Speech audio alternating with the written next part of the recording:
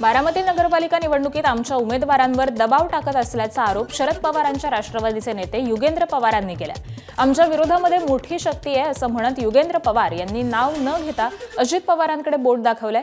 आमच्या उमेदवारांना प्रत्येकी 20 लाखांची ऑफर दिली जात असल्याचा आरोप देखील युगेंद्र पवारांनी केलाय। लोकसभा आणि विधानसभा निवडणुकीच्या वेळी झालं तेच आता नगर परिषद निवडणुकीत देखील होत असल्याचं युगेंद्र पवार म्हणाले।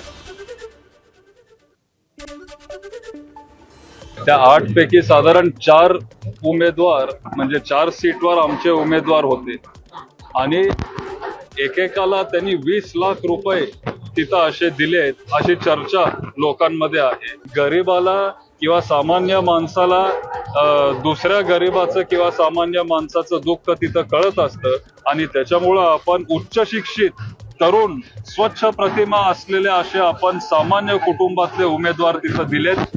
त्यांनी दबाव पण आणला ह्या अशा लोकांना।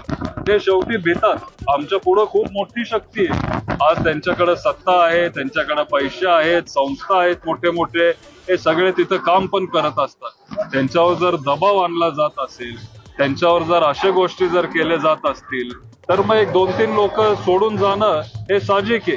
त्याच्यामुळे मी पण त्यांना जबाबदार धरत नाही। म्हणजे आमच्या उमेदवारांना शेवटी लहान माणसाला भीती वाटते, जो सामान्य घरातला असतो तो तिथं घाबरून जातो। एबीपी माझा, उघडा डोळे बघा नीट।